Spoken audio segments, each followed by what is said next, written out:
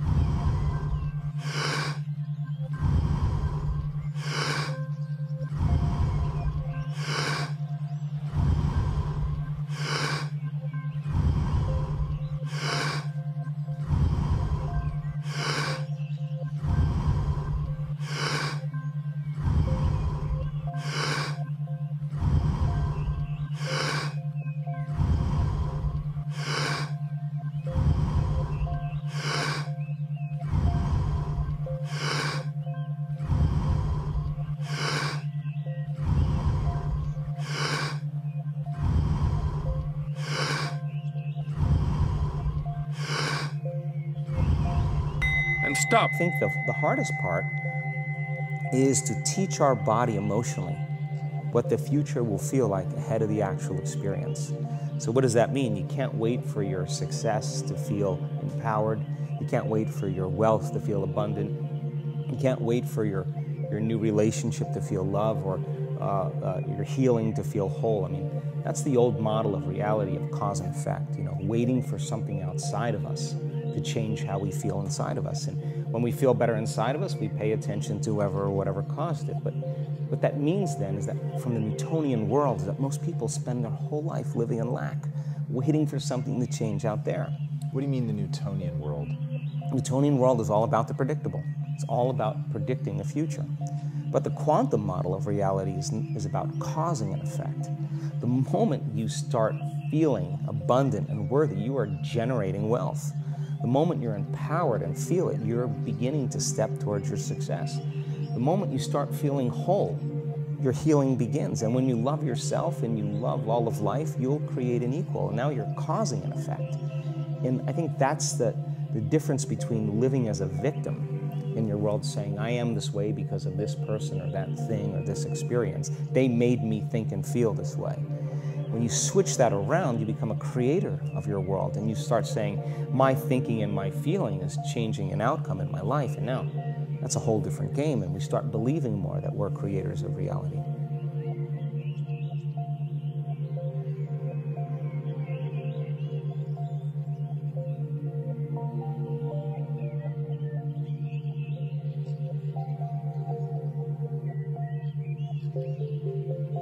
When you feel the urge to breathe, you breathe in fully and keep it for 10-15 seconds. Then that's one round. Fully in and keep it. And now you press your belly, the neck, and then the head. And now you are able to tap into the brainstem. And yeah, that's him. 30 times.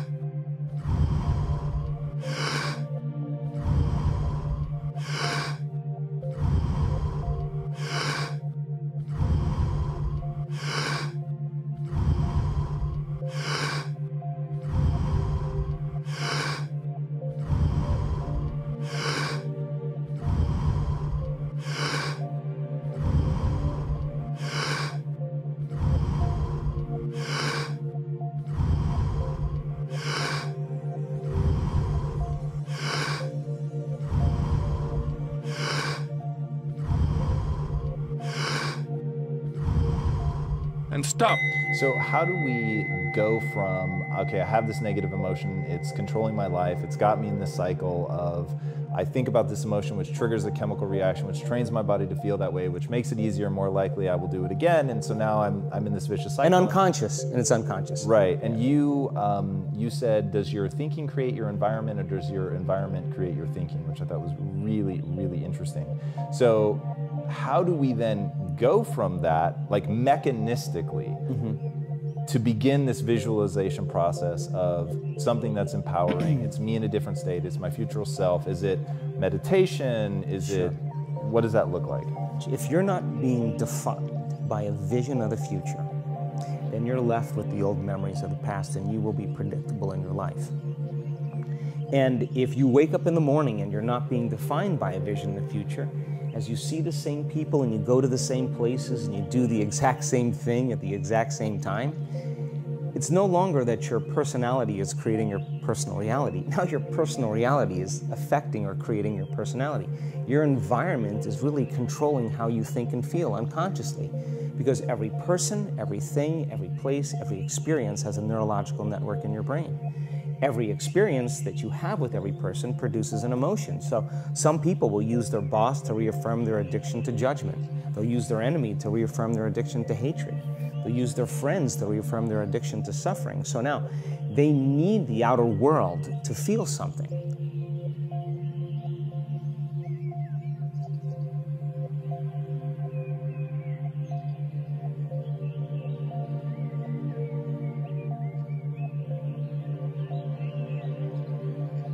When you feel the urge to breathe, you breathe in fully and keep it for 10-15 seconds.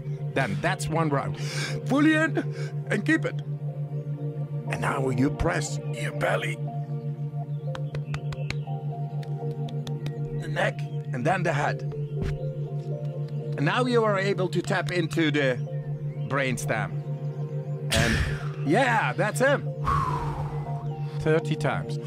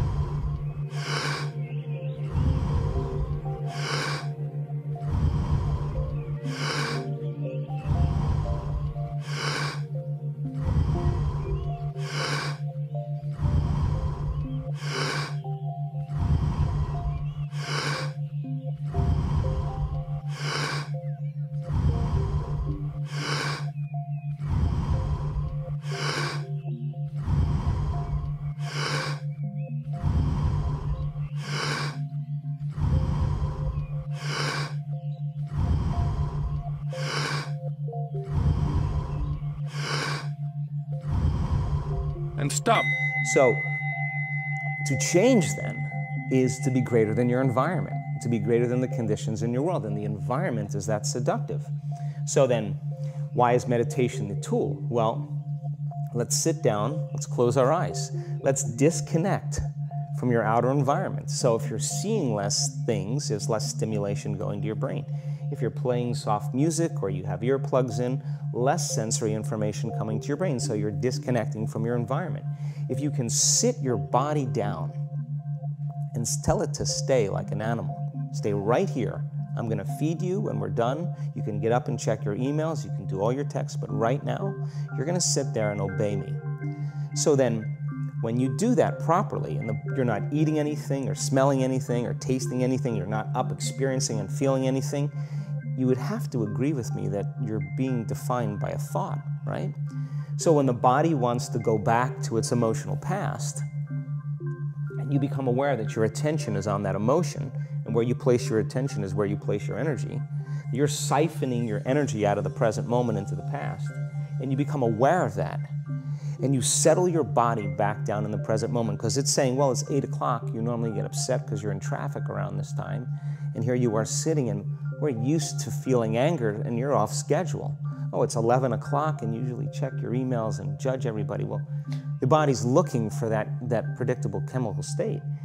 Every time you become aware that you're doing that, and your body is craving those emotions, and you settle it back down into the present moment, you're telling the body it's no longer the mind, that you're the mind, and now your will is getting greater than the program. When you feel the urge to breathe, you breathe in fully and keep it for 10, 15 seconds. Then that's one round. Fully in and keep it. And now you press your belly, the neck, and then the head. And now you are able to tap into the brainstem. And yeah, that's him. And if you keep doing this over and over again, over and over again, over and over again, just like training a stallion or a dog, it's just going to say, I'm going to sit. And the moment that happens, and the body's no longer the mind, when it finally surrenders, there's a liberation of energy. We go from particle to wave, from matter to energy, and we free ourselves from the chains of those emotions that keep us in the familiar past. And we've seen this thousands of times. In fact, we can actually predict it now on a brain scan.